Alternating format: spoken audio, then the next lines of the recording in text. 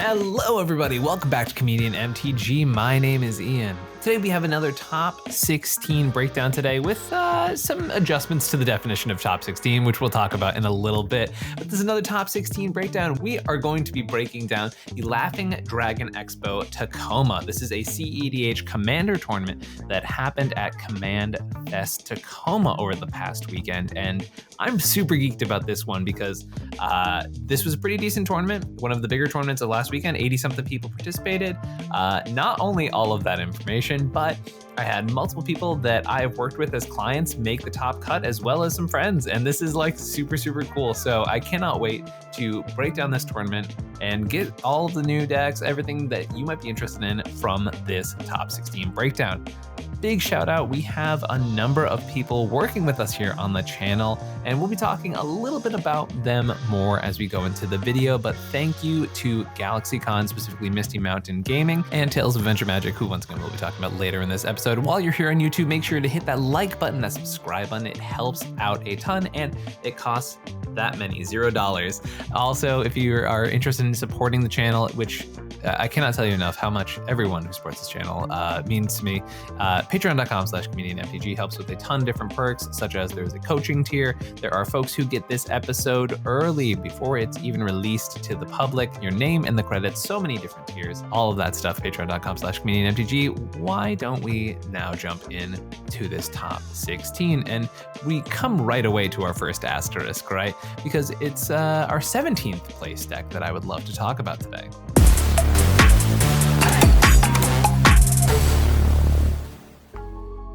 This is a really cool experience here because in 17th place, missing out by basically the difference between a draw and a loss, is one of the people I've been working with for a considerable amount of time.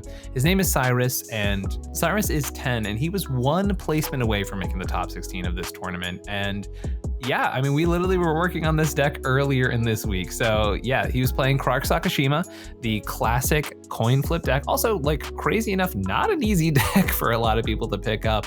Once again, 10 years old, crushing it out here in the CEDH tournament. This is a Krark Saka list. Some of the notable stuff is we got a bunch of new upgrades for this list for Modern Horizons 3. Pinnacle Monk, a land that's also a recursive spell for, you know, those best instant sorceries that end up hitting the yard, things like Jessica's Will, Gitaxian Probe, all of those goodies.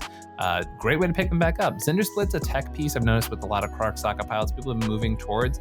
It's like one of the best card draw engines for like a stable card draw engine for that deck, and it obviously pops off really hard when Krark's on the battlefield, to a point where sometimes you gotta worry about decking yourselves. Ashling the Flame Dancer, another new Modern Horizons 3 card here. Magecraft ability allows you to rummage every time you cast or copy an instant or sorcery, and then just really pops off mana-wise when you get things going. Same thing with Archmage Emeritus, once again, that Magecraft ability. Same with Stormkiln Artist, right? Cast or copy, obviously with Krark Sakashima, gets out of hand really quickly. We have Displacer Kitten and Dockside in this version, and I noticed that a lot of Krark Saka pilots are basically saying like, yeah, the Displacer Kitten Dockside stuff is like either the Krark replacement if things are going really wrong, or just one of the best supplemental engines to basically make the deck work when things normally would be going awry. So obviously very powerful synergy between the two. No one really has to know that Dockside over and over again is a very strong thing to be doing in the format.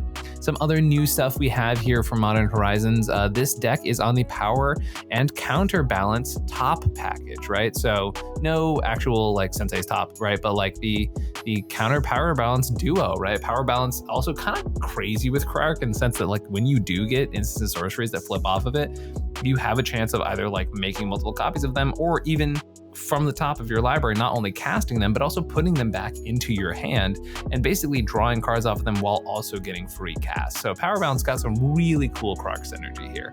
For those who don't know really how Krark wins, great question. No, realistically, the deck just casts a lot of spells, Sink into Stupor, another Modern Horizons 3 card, but it is a deck that just, you know, storms and storms and storms, the best non-deterministic storm deck in the format, certain birds aside, and it is like the full Izzet Storm copy flip experience. There's dual caster Twin Flame as backup lines here in this version of the deck, Twin Flame and Heat Shimmer. You know, there's also lines with Twin Flame kind of popping off with Pinnacle Monk and stuff like that, which is kind of a cool synergy. Mind's Desire Grape Shot is your big storm payoffs. As I mentioned, if you're facing against Croc Sakashima, it's a really hard deck to know when to interact with the deck at the right moments. Just don't let Gataxian Probe and Justice will happen, and your job will at least be a little bit easier. Apart from that, the deck is strong. Also, one of the best Born Upon the Wind decks in the format, which is really good to know, right? There are times when that card just becomes like, hey, flash for everything. Also, this goes back into my hand and I draw 2 or 3 cards. Pretty upsettingly good.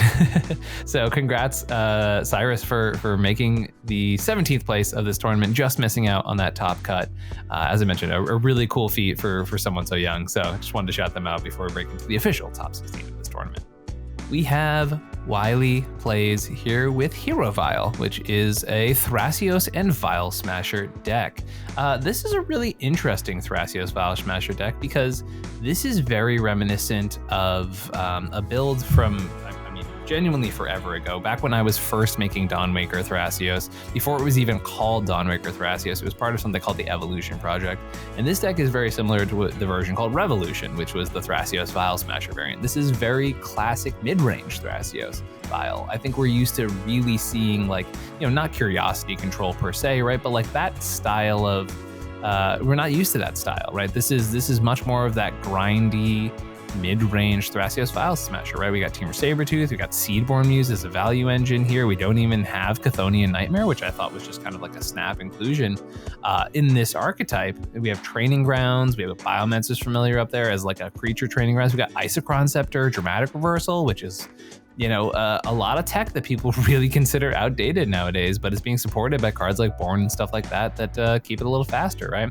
We do have Breach Lines in this deck, one of the best things to be doing in the format. If you're playing red, you're going fast, probably a really good thing to be doing. But this deck, as I mentioned, not just going fast, going kind of mid-rangey, going kind of grindy at the same time. So really interesting to see this variant. We also have Kinnan Bonder Prodigy plus the Basalt Monolith combo here. Basalt's, kind of bad in a lot of these decks, but the fact that it also works with Scepter is like kind of a nice little upgrade there. Thrasios, obviously, very good as a Scepter recipient, an infinite mana recipient. And yeah, we also have, obviously, the Demonic Constellation Tainted Pact, Thassa's Oracle stuff here, too.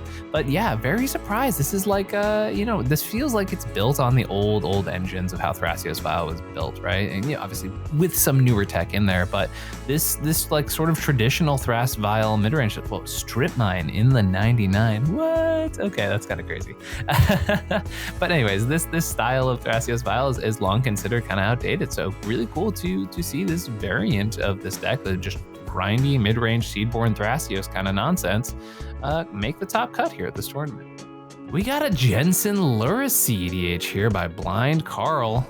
Cool stuff here. This is a very popular Jensen Lurrus variant. I think this is a version we see a decent amount of. We have Never Gone Back to Hermit here as the deck description. For those who don't know, this is Jensen Carthelian Druid. It's just the best 5-color Lurrus option we kind of have available to us until Ezio, or is it Ezio? Whatever Assassin's Creed legend is being printed that does more than Jensen. Jensen literally fixed for Bring to Light, and like that's kind of all that Jensen does. But yeah, it's 5-color. No CMC 3 or greater permanents, so that you can play Lurrus as your companion, and then kind of just beep turbo nonsense, right? It's a lot of Adna stuff. There's obviously Breach Lines. Notable downside, no Rhystic Study for you, Lurrus deck, which is kind of crazy. We do have Grinding Station lines. We have lines like Diamond Brain Freeze. Traditionally, this archetype sort of gets compared to Rogsai a decent amount, and the question becomes like, is it really worth it to have like a Lurrus in the command zone and get access to green and white? And our pilot here is saying, yeah, I'll take my Grand Abolishers even if I don't get my Ranger Captain of Eos. Really cool deck building restriction to see here in this top cut of a cEDH tournament. Really cool stuff, and I'm curious to see if Jensen Lurrus has any more legs. I don't think I see any like kind of new tech in here from when I last saw a variant of this deck. I don't think it got a lot of upgrades in Modern Horizons 3, at least from this version that we see here in front of us. So congrats to our pilot for making the top 16 cut, as I mentioned, with the deck that's sort of not really taken that seriously often. Want to thank one of our sponsors for today's episode, Tales of Adventure Magic. TOA has been an awesome partner to work with here on the channel. If you use code Comedian checkout, you can get a little bit off your online store purchases. Not only that, they have a wide variety of selections, including reserve lists, a lot of things like this. And if you're going to large events like for example, our Command Fest that we were talking about today, they often have a booth at events like that, and you can order stuff online and have it picked up in person. So check out TOA Magic, great card inventory, amazing store. Super happy to be working with them. Check out with code Comedian, get a little bit off your order. This is Ernest, Gloom, Stalker, and Street Urchin. We've seen this deck every once in a while. It's sort of like pops up, goes away, pops up, goes away. I don't know if this is a pilot who's traditionally associated with this list, but we do have our Gruul Street Urchin deck. The idea here is that not only do you have this sort of control piece in the command zone, because when you have Street Urchin and Ernest, basically you have this fun little combination where anytime you sack a artifact or creature, Ernest deals the one, or Ernest, I keep playing Ernest, deals 1 damage to an opposing target, preferably creature, but your commander has death touch, right? So basically this becomes like sack a treasure, kill a thing. Sack a mana crypt if you have to, kill a thing. I've seen this deck literally before, like use a summoner's pact to get an endurance to basically turn into a removal spell before, right? It was a desperate game, to be fair. But yeah, cool stuff here. And then also Street Urchin becomes a sack outlet that allows you to use infinite treasures, right? So if you have an infinite dockside loop per se, hypothetically, as people are known to do in this format, you can use that as an outlet there. You also can sacrifice infinite copies of Kiki Jiki because this is a conspicuous Snoop deck, for those who don't know. Basically, the way it works is if you have a card like Goblin Recruiter, you stack a bunch of goblins atop your library, get out Conspicuous Snoop next turn, which is the future sight for goblins, and then assemble a pile that allows you to make infinite copies of Snoop that each can sacrifice themselves. This one only to make infinite mana, which makes sense because then you make infinite goblins, you make the infinite mana, turn that into Street Urchin, kill your opponents. You know, this version of the Snoop line gets to play one less bad card, but it does mean that you can't execute it through Dragonshield, which is kind of good to know, but I guess you can't cast things off Snoop with Dragonshield anyway, so I guess that's totally fine to do it that way. It just means that like if you're missing a green mana, you can't execute the combo because you need your commander out. Well, if your commander's in the command zone and you need a green mana. Seeing the new Eladamri Corvindal in this deck, future sight 4 creatures, and you can cast creatures off top of your library, as I mentioned, and you have this ability to just cheat in a big fatty whenever you want, or any sort of creature either on the top of your library or in your hand. You also have mentioned Street Urchin sack outlet for Protean Hulk. Rock and roll, get that stuff done. Do you have Temur Sabertooth lines? I assume there's a Cloudstone Curio, and here there is. It's a Trinisphere deck, kind of cool, because one thing that's kind of nice about this commander is that if you have things like Null Rod or Trinisphere, guess what? Your commander background allows you to sacrifice artifacts. So if you're like, oh man, I have this Dockside combo, but I've got a Null Rod out. Bonk, done, it's gone away, you get to ping something, it dies, and you make infinite mana. Lovely. Big old combos there. Magda's there probably just to get the Cloudstone Curio and get some of these smaller pieces. Love seeing Vexing Bauble. I think this card is gonna be a contender in the format for quite some time. Basically, a lot of decks like this that don't have a lot of free interaction protects their permanents, protects their wins, shuts off the opponents. Vexing Bubble, really cool for proactive decks, really bad for the format as far as it's one of those cards that makes turn order just that much more of an issue, right? For the example, like it, going first is already kind of such an amazing snowball advantage in CEDH, but then if you get to follow up your Mana Crypt into Mystic Remora into Vexing Bauble, and your opponents are looking at their Jewel Lotus and their Mana Crypt and stuff like that, and just going, oh, cool, I'm just one colorless mana put me out of this game. This card does really emphasize that issue that we do experience in multiplayer Magic. So that is definitely something to note about seeing this card around a little bit more. Keen Sense, very funny. Curiosity effect when your commander pings, gotta love it. Power Balance in the new deck, love it. New MH3 tech, sick, spicy stuff. Realms Uncharted. For those who haven't seen this deck, the land base is like kind of wild, not as crazy as you might think, but like definitely has some cool new stuff, like the new Lazdepor, which is a sack outlet on a land, the Phyrexian Tower at home that you get in non-black decks. We love that. You get Emergent Zone, or your lands that loot. Horizon of what is this gonna do? You put a land tapped. Huh, that's a newie. I haven't seen that one in this deck yet. Oh, because it's from the brand new set. That would make sense why I have not seen it in this deck yet, because I have not seen this in the single week that the set's been out. Okay, and then we have Urza Saga and the brand new Talon Gates of Madara.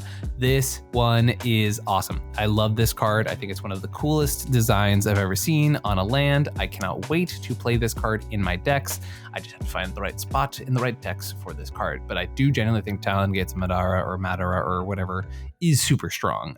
Shifting Woodland 2, very, very powerful card. So MH3 didn't upgrade the deck as much as maybe the land base for this deck. Kind of surprised there's no like Flare of Duplication in this deck, because there's a lot of red dudes here who I would not mind chucking away for a counterspell. But, you know, as it says, it's a Trinisphere deck too, so got to keep that in mind. Really cool spice here. Love seeing the Ernest. Love seeing the Gloom Stalker and Street Urchin combo. We have Joking 101, very established player, and you know, big member of the community. So cool to see him up here making top cuts. He actually sent me a list the other day of this very Nadu list, saying he had actually won another tournament with this very list. So you know, Joking on a bit of a streak with this Nadu bird. We have Nadu the Winged Wisdom, and this is the first time we've actually reported this in a top 16 on this channel, which is kind of fun. For those who don't know, the bird is the new word, and people either hate this deck or they love it. Once again, check out that deck tag with Gold Sabertooth, and if you want to see some funny stuff, check the comments below. The idea is that you are trying to target Nadu for free as much as possible. So things like Shuko, Lightning Greaves, and Umbral Mantle have 0 mana equips, which means you can target your own creatures multiple times. You're trying to rip through your deck. It's creature non-deterministic storm, and you're just trying to get as much value as possible. You have Unctus lines here with Seeker of Skybreak and Apheto Alchemist. As I mentioned, a lot of the deck is really based on this idea where you just get some of these creatures and just start like targeting your own stuff over and over and over and over and over again, and then you get things like Scoot Swarm and our brand new from Under Horizon Springheart and Antugo that start making bodies every time you go through these process, and then every time you hit a land, you basically get another 2 free triggers, which draws you more cards, which gets lands in untapped because Nadu is broken, and it just really gets out of hand from there. You win with like infinite mana through Finale or drawing through your entire deck. You get these crazy cards like Sea Kings and Sylvan Paradise. Trigger, target all your stuff, basically make a bunch of mana. Love seeing Earthcraft in this version. I have been a big proponent of Earthcraft and Nadu, so super cool to see that. Yeah, I think this deck is sick as heck. I know there are some haters out there who really don't like it, but I just think it's really cool to have a new creature combo deck in the format, and if it's hype, that's cool, but if it's real, then it's real, right? And from the results today, I think it's pretty real. That combined with obviously its results for the past few weekends, the deck's got a pretty good conversion rate going. Congrats, Joking, on your top 16. The bird is the word. We have Mr. Blue Sky 0919 here with Atraxa cEDH, parentheses, no proxy. For those who may be confused by this, this was a no proxy event. It's a Wizard sponsored Command Fest, so obviously there's only so much they can do in that. They could not do it with proxies, unfortunately. But we have Atraxa, the Grand Unifier here, our lovely 7 mana Sans Red commander, blast from the past, who's been on a little bit of a downward streak as of late. Repped here by our friend. We have a pretty standard Atraxa list. There's nothing that's like been super jumping out at me. I love seeing 29 lands in Atraxa. All of you 28 landers with the 7 mana commander, what are y'all doing? That's a personal pet peeve. Trouble in Pairs, you know, I've been hearing basically people go, yeah, you just gotta kind of build Atraxa a lot more like Tivit nowadays, and checks out. Got a deck full of value engines here, jam it full of artifacts and ramp and all that kind of stuff, and then it's kind of like a value soup, a little parasitic, a little proactive. We kind of used to seeing Atraxa in all of its forms right now, but congrats to our pilot for making a top cut with this Atraxa list. It's definitely very solid, and congrats on making it with a deck that's been riding the struggle bus a bit lately. The good old Atraxa rocking a top cut. In 23 days from the time of recording, from July 19th to 21st, we have Animate Columbus. Specifically, we are talking about the Clash for Cash events by Misty Mountain Gaming. Now, for those who have not been keeping up with this channel recently, I have been going to a ton of these GalaxyCon events, and they have been amazing. They are super well run. The prizes are real. They are legit. This is a 10K cEDH tournament that they are running during this event.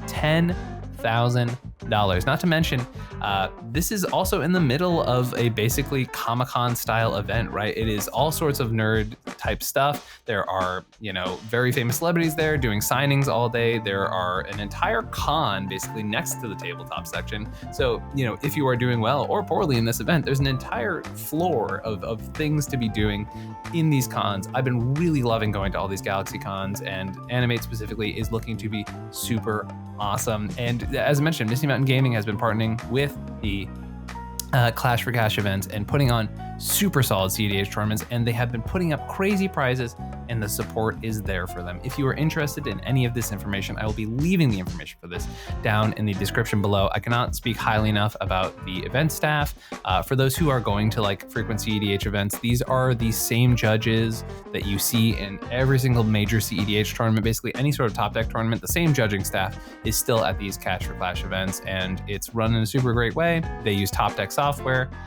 There's not much more you can really ask for, right? Well-run tournaments, great prizes. They have been so much fun to play in. And as I mentioned, like, even if you're having a bad time in the tournament, there's an entire con happening that is also part of this as well. So been loving going to these. Check out the Clash for Cash. As I mentioned, in the description down below, you can find out all of that information. We have Chambered Round with Live and Die by the Stack. We got a Stella Lee wild card, a deck that has been doing very well, and we've been talking about doing very well on this channel, and yet we haven't been able to feature quite as well. And got some kind of spice in this version. We got a Blister Split Gremlin in this, as I'm guessing some sort of alternate win con for this list, and whenever you cast a non-creature, untap it. I have never seen this in a Stella Lee list, and actually any cEDH list, so cool to see the Gremlin outside of Ikoria draft. Seagate Stormcaller, a card that when it came out, everybody was geeking about this card, especially its interaction with Tainted Pact. Kind of curious to see what the interaction is here specifically with this deck, but really cool stuff to see a Seagate popping off here in this list. I don't think there's any combos with Seagate, but like if y'all know one, please feel free to put it down in the comment below. We have a Thoracle here, which honestly not quite common as a Stella Lee actual factual win con here. But for those who don't know, Stella, we have a whole deck here on the channel. You're trying to get infinite copies of Twisted Fealty or Cerulean Wisps, or I'm assuming there will also be, we got some interesting stuff here. Wow, okay, we're gonna talk about all this, but we have Dramatic Reversal that you can copy infinitely. We have Refocus that draws your entire deck. We have Twitch, draws your entire deck, all that stuff. Wow, this one's got some spice. Got a Tidal Bore here, the classic stuff. Is this like a ISO Rev? This is an Isochron Scepter version of Stella Lee, which is so fascinating. Okay, so that explains where the Blister Split Gremlin kind of comes in. But yeah, this one's got some cray stuff going on here. Yeah, I can't believe I just said cray unironically. Yeah, we got Trick Bind in the 99. We got a hard counter spell. We've got things like Turn Aside, which is a card I've literally never seen in the cEDH deck. We got a Shore Up, which is kind of common amongst Stella pilots as one of the tech options. A lot of really cool interaction with this one. This is a very interaction heavy Stella Lee list. So definitely a little bit more of that grind, you know, because the deck is kind of known for being a little glass cannon-y at times. So kind of cool to see the deck get some legs, get some spice in this variant. Treasure Vault in this one. This has got to be some sort of Isochron Scepter thing with the deck, but yeah, fascinating stuff here from the Stella Lee list. The mana base alone has some rockin' spice in here, so definitely got some crazy stuff. I highly encourage folks to like take a second to look at all these tech options, because honestly, if I was talking about them all, we'd be here all day. We've got Thunder Down 2, which is a name I know I've said before, here with Nadu. And along with one of my favorite things to do is when we have redundant copies of a deck here in the top 16, well, let's do a little comparison. So our Nadu list here, only 7 cards different from our previous one that we talked about, having the Sway of Illusion, which is literally a cantripping version of a Seeking's Blessing or one of those cards. Also in the 99, a bit of a land difference here, Colossal Sky Turtle in the 99, which shout out to the Colossal Sky Turtle gang, best card in cEDH. Obviously I'm exaggerating, but I love this card so freaking much. And then some Ewit, Fabricate, Pongify kind of stuff here compared to, oh, interesting, no Seeking's Blessing, no Sylvan Paradise in this version, no Sylvan Library or Wild Growth or Carbon Flower. So you're on Earthcraft, but no Wild Growth. Okay. No Carpeted Flowers, kind of makes sense. No Boreal Druid, which is one that's a little bit spicy for sure. And then no Talon Gates, so I'm immediately saddened by that. My disappointment has no bounds. But yeah, no, I mean, obviously some very small adjustments between these two lists here. Same old Nadu, doing the same old Nadu thing. We'll probably talk about it again at some point. Turns out this deck is very hype and very good. This is Nebula, I guess is how you say that, with a name that I will let you read and I will not say. This does say not optimal, I miss proxies. So obviously another deck affected by the proxy system here in this tournament, yet still able to make the top 16 of this tournament. We got a Magda Brazen Outlaw list, our first of this top 16, but not a first for this deck. It is quite frequently performing despite being a mono red deck in a very color dominated format. We got Magda here. I love Karn in the 99, stopping other people's artifacts because boy, do you feed a Dockside with this list. Speaking of Dockside, we've got our own. The whole point is to use these dorky little dwarves and or a Dockside Extortionist to make a bunch of treasures, activate Magda a ton, specifically pulling out different wins from your deck. Basically, the idea is that you will be using Clock of Omens, for those who are not familiar with this, and a dwarf that is also an artifact to be able to tap it and untap it over and over again using the treasure and the artifact dwarf, making infinite treasures that are tapped with your commander, and then being able to activate Magda repeatedly, going through and pulling every single artifact and every single dragon out of your deck, able to loop so many different ways depending on the build. The deck's very strong. It's one of the best patient decks in the format. A lot of pilots are very good at just playing this deck at a killer efficiency. I've heard it described as the more people do nothing in this format, as in the more people set up for mid-range, stuff like that, the better this deck is, right? Magda also just able to sort of sneak in out of nowhere, especially with some of the new printings like Bottle Cap Blast. This is one of the best cards that ever happened for Magda. Sometimes they will have literally nothing. They'll blow up one of your creatures that has 1 toughness, get 5 treasures or 4 treasures, and just be able to go, oh, hey, I win the game now. Very powerful list, very explosive. It's one of those lists where you're like, yeah, I'm working with the Magda player to slow down everybody else, and then, oh no, they've won, darn. So yeah, I love seeing a mono red deck do well. 24 lands, the Rogsai of Red. Wow, okay, crazy stuff here. We have a Kenrith Returned King mid-range list here. This is a pretty mid-range soupy style of Kenrith. Nothing like super crazy. We got a 29 land, got a Breach package, Smothering Tithe, the classic artifacts. Kind of a minimal package is always sort of the case with Kenrith. Kind of surprised not to see a Mana Vault here, because you got like one, oh no, I'm sorry, there's a Mana Vault right there. I was confused by the lack of traditional art there. My bad. We got a Fire Covenant here in the 99, kind of a piece that not all Kenrith players are playing, but this is definitely one of the, I hate to say it, like soupier Kenrith lists I've seen, as in like good stuff soup. It's just a lot of the best stuff, right? That's okay. Definitely nothing like super crazy spicy here, but good value mid-range Kenrith turns out pretty good at competing against some of the best decks in the format. Interesting stuff here with this list, and congrats to our pilot for the check mark. We have Arilla here with Warrior's Oath, a Najeela list here for this breakdown. We got some spice here with this Najeela list, and boy oh boy, is this cool to see. This is a beatdown Najeela list, and the mana base is interesting. We got a Talon Gates of Madara, got a Shifting Woodland, a mono green land, and a colorless land that filters into mana in the 99 of this cEDH deck. I wonder if the Blood Crypt is a lack of bad lands for budget inclusion, potentially, maybe? But there's Cradle in here too. But this is definitely like mid-range Najeela, if not stacks Najeela, right? We've got Grafdiggers, we've got Weathered Runestone, we have the new Static Prism, which I do think is a little underexplored in cEDH so far, but I don't think that's going to be the case for a while. Really cool stuff here with this Najeela list. This is very much beat down combo Najeela. We've got things like a Johnny Nikado Pariah.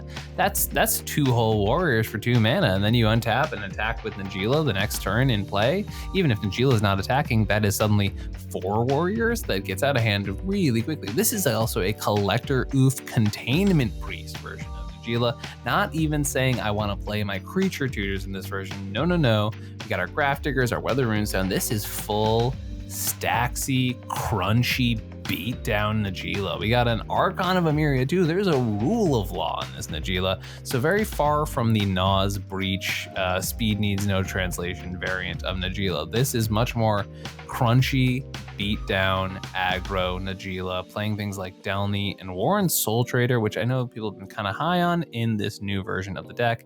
I still think a Grim Hireling would probably be a little bit better here in this version, but interesting stuff here from the Soul Trader. Yeah, this is punch face Najeela, and I know personally that's a much more enticing recipe for Najeela than what the more, as I said, aggro Adnaz version tends to be. Oh, this is very interesting. Also, like no Mox Diamond, stuff like that. Yeah, this is also kind of surprised to see like Arcane Signet and Felwar Stone in an oof deck with Agatha's in an oof deck.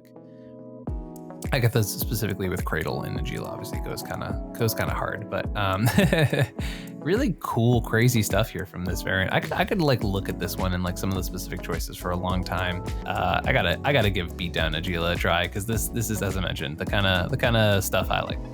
Okay, so this is really cool. For those who don't know, Veggie Wagon, a wonderful content creator who you could see me featured on his channel doing his game show. And also, if you've seen me at any events, it's someone I was spending a lot of time with, someone I used to know from Massachusetts. We both moved away at this point, but Veggie Wagon is a really good friend of mine and someone who is a casual content creator, a casual commander content creator who I've known for a really long time, has been really good at CEDH. And just like anytime I've seen them pick up a deck, they've done really well. But this was their first CEDH tournament. And he brought Elsha and made top 16. Also had, one of the best records of the people who did not make the final cut of this tournament. So, he ended in 5th place on Elsha, a deck that's, not always represented in these top tables. So super awesome here. Did mention that the list is from Kylep, primer on their account. Elsha of the Infinite here from Veggie. Super geeked about this one. He called me actually before the tournament and was like, hey bud, first tournament. How do? And we, spent about 20-25 minutes like going over like a lot of the basics and stuff like that, but super cool to see him at the top tables of this tournament. Now, if you've been counting, which I know like maybe 1% of the audience has, you may have noticed that while I got to this list, I did not mention a 6th place list. I mentioned this is the top ranking of people who did not make top 16, because the 6th place by Brandon Vey had, for some reason, unknown commander marked. So like I click it and it just comes back to this page. So Brandon, congrats on the top 16. Your list isn't up there. So we have Veggie Wagon here with this 5th place Elsha list. We got just a few creatures here. For those who don't know, Elsha, traditionally a deck that goes infinite with Sensei's Divining Top, right? You're able to draw and put top on top of your library, much like the Future Sight decks of past, but you also have a bunch of ways to reduce the cost of top, making it draw your entire deck. Things like Helm of Awakening or making a red mana off of Burgi. And usually there's some other reducers that kind of go throughout the deck, but the idea is you draw through your entire deck with this. It's another counterbalance, power balance, double up deck here. We have Thought Lash here, which traditionally is played in like low color Thoracle decks, but the idea here is that you can just exile the top card of your library if it is not getting you a win, right? You basically have a Future Sight in the command zone, and being able to say like, nope, this top card is land, I'm not whiffing right now, is pretty sweet. You can also just keep exiling stuff if you can't cast it. So yeah, Thought Lash, despite looking kind of crazy, is a really good card in this deck. And then also this deck is a Breach deck too, right? It's just, classic Underworld Breach, LED, and Brain Freeze type of thing. There's no grinding station in this variant, although I know that they have traditionally done that. You also see stuff like Tormod's Crypt and Baubles and stuff like that. A lot of like the Urza early cheap tech that you would see. Pentad Prism, a pet card of mine that I play in very specific decks and love seeing it here. No Jeweled Lotus in this. Oh, there is Jeweled Lotus in the fair. Why did I think there wasn't one? Oopsies. Anyways, yeah, Elsha doing Elsha stuff. This is like super sick. Now the deck also has Kitten. I have not played the deck since it has Kitten, but that's very attractive to me as far as deck building is concerned. Really cool stuff here. I can't stress enough how excited I am.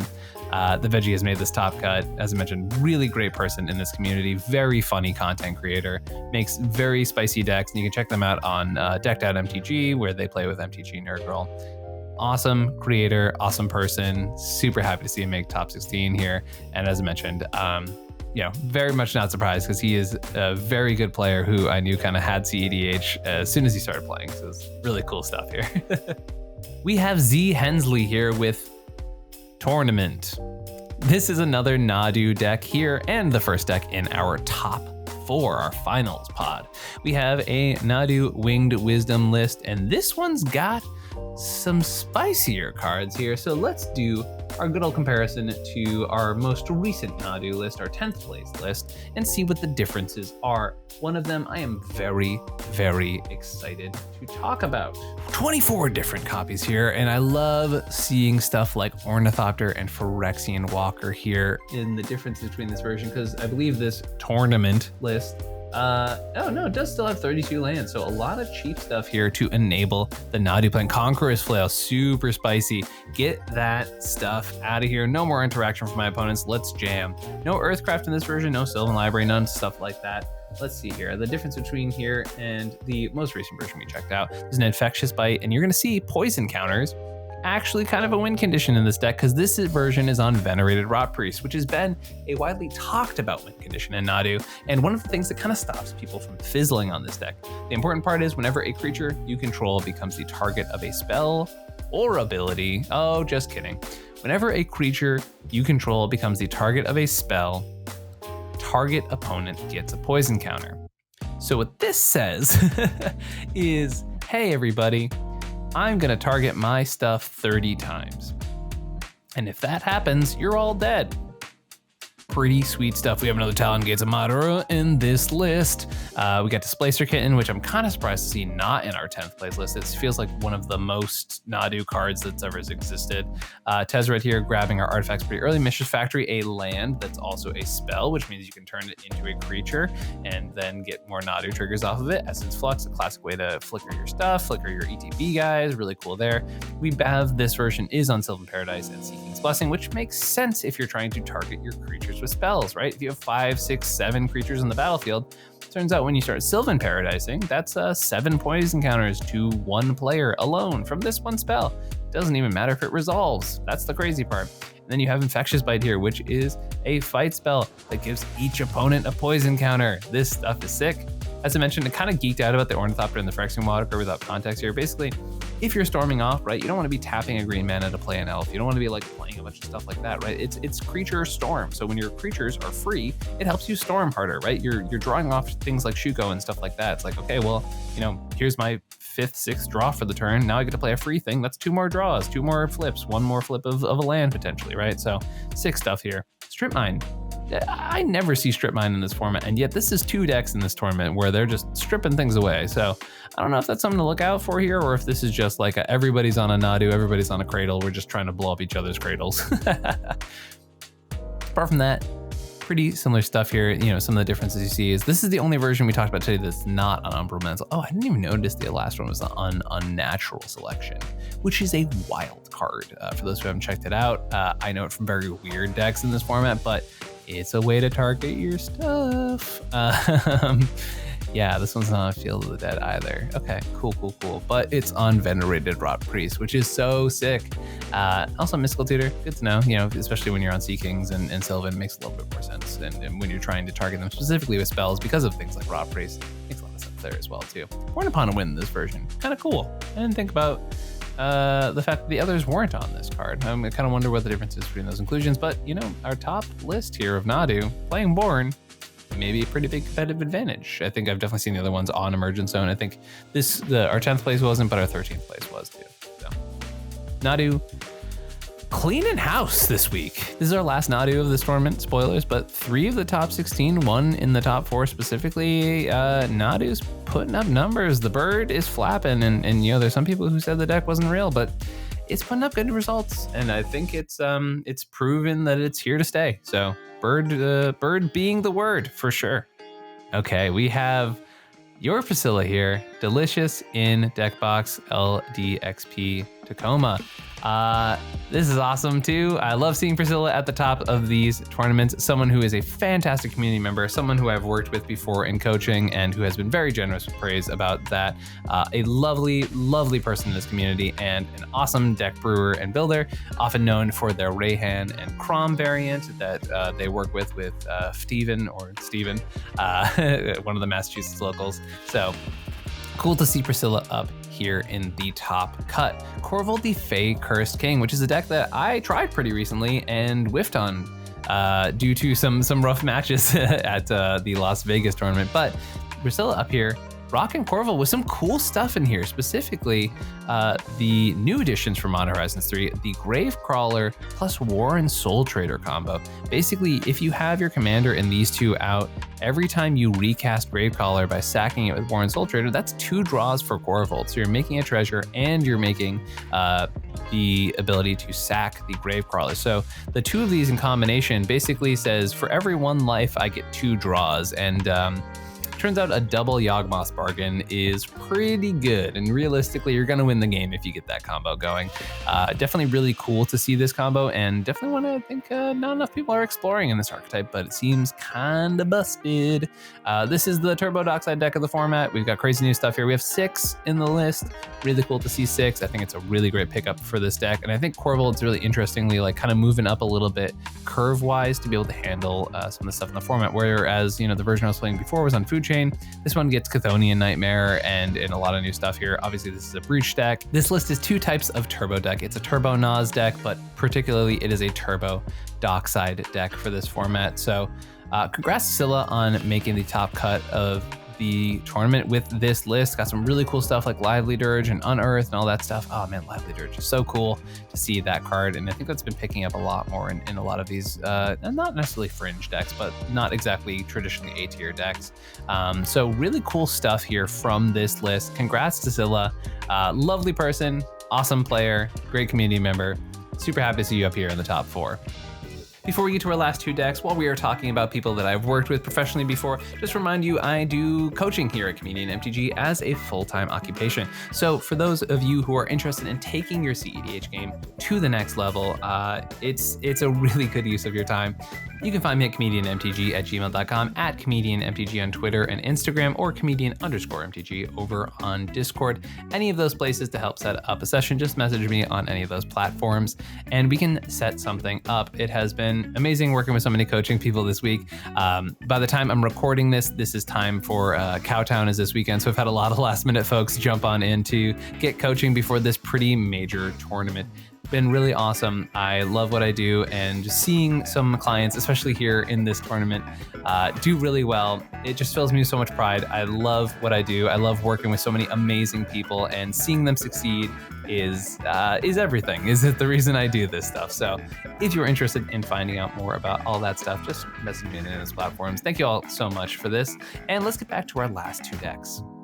We have WyPapaWolf with Hitchhiker's Guide to the Galaxy. This is another Krark Sakashima deck. This one flipping coins up here in the finals pod in our 2nd place list this tournament.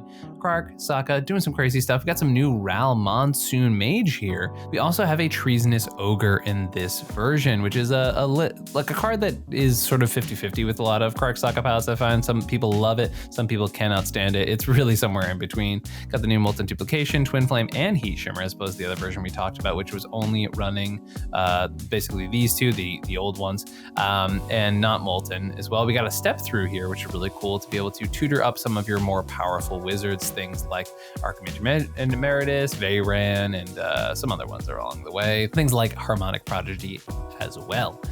Really cool to see new Ral in here. This one definitely running a few less of the cards we traditionally would say are like new MH3 things. We've got Stifle in here with this version, which has been like sort of an in and out Krark Saka card for quite some time. See, there's no power balance or counterbalance in this variant of the deck, and we got some cool artifact package here. It's pretty simplistic, not too crazy into that as well. Pyrokinesis, I've been hearing a lot about from these Krark Saka pilots, and I know some people, I was talking to Scoop Phase over the weekend actually, who actually took out Force of Will for Pyrokinesis, and we played a game and it put in work. So yeah, Krark Saka, in here putting up numbers during this tournament. The deck, I think, has been sort of resting on its laurels for a little bit, but we got some dedicated pilots out here, especially in the West Coast, coming out and putting up numbers with the Flippy Boys. We have Anvil Dust with 5-color Cheshire. This is Cheshire. Kenrith Control, cEDH, our winner of this tournament, and someone who we've talked about definitely on the channel before. It's been a minute or two since we talked about it, but for sure, a cEDH Kenrith list, for sure. What do we got in this version of Kenrith? Some spicier pieces we didn't really talk about before. I always know this is the Cheshire list because they seem to play Stunt Double and Niv quite a lot as sort of their big tech pieces here. Niv, I really think, is like the Entomb target of this deck. There's also a Reanimate package, and yeah, there is an Entomb. I know a lot of these lists tend to have some sort of spicy Entomb option, and for this deck, it does seem to be Niv Mizzet. Stunt Double, a card I think is criminally underplayed, just has trouble fitting in some of these decks. Dualcaster Mage I'm kind of surprised about, especially with no Twin Flame Heat Shimmer, but you do have infinite Dualcasters with Saw in Half. Kind of interesting to see that inclusion here. Very surprised by it, if I'm being honest. I guess it's got something to do with the dockside synergies. I would assume as much. We have Amphibian Downpour. The first time I've seen this fun little guy. Really cool stuff. You know, the biggest upside of this card is that it's a multiple storm way of taking out multiple commanders or really problematic creatures at once. And then if you time it right, it can supplement your own dockside by putting a bunch of different frog enchantments on a bunch of different creatures and then suddenly being like, okay, cool, here's my dockside for like 18 because I put it on all of your creatures. Probably exaggerating the number there a little bit, but you know what I mean. Interesting to see like a little more reanimation in this version of Kenrith than other ones. Also very light artifact package here. Really only, not even a Mox Diamond in this 28 land version, which is kind of surprising. Kind of very surprising here. No Jewel Lotus, no Mox Diamond, not even a Breach package here too, which I think is like the real standout. Is like this is definitely a very creature heavy mid-range one with some very particular choices, right? Like this is very clearly the work of a pilot who's been playing this deck for quite some time and is very sure about some choices that they've made in this deck. We've got obviously Displacer Kitten synergies here with Dockside and no Teferi combo, right? So just value Displacer here. I've noticed a lot of flicker bounce, flickering, reanimating, all that kind of stuff, cloud shift. Like this is definitely a version of this deck that really likes the word flicker and really likes recurring things over and over again from the graveyard. So very crunchy Kenrith list here. No real speed option apart from the Dockside plan, but not seeming to stop our winner here of this tournament. So congratulations to Atlas for a solid win here. Oh, Intuition without Savines, kind of fascinating. Okay, very cool stuff. I guess you like Intuition or Intuition with Savines. Sorry, Intuition without Breach though. So I guess you like Intuition for like Reanimate and Necromancy and like a Reanimator threat, I guess, or the Savines pile there too. Kind of fun stuff. Really cool list here. Congrats to Anvil Dust for their top cut with this tournament. As I mentioned before, this is not the first of their top cuts with this list. Very good pilot on this Kenrith list, and congrats on their victory with, Kenrith with some hot spice in there.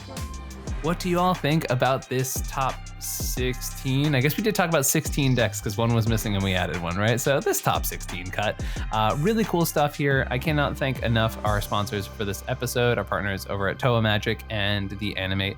As I mentioned, if you want any details about those, they will be in the description of this video. Check them all out. Amazing partners, and I will see everyone who is going to be there at Animate Columbus. It's going to be a crazy fun event. The Clash for Cash tournament is going to be sick, and can't wait to see you all there. Thank you all for watching this video, and I'll catch you next time. I know I've been quiet for a minute. I've been grinding, still in it. I've been counting these digits. Excuse me. I know I've been quiet for a minute, but I'm back on my business. If you see me, don't trip, just excuse me. Wrong if I do, wrong if I don't. That's why I do me no matter what, so excuse me. Lie if I do, lie if I don't. The proof is in the story, take a seat, excuse me.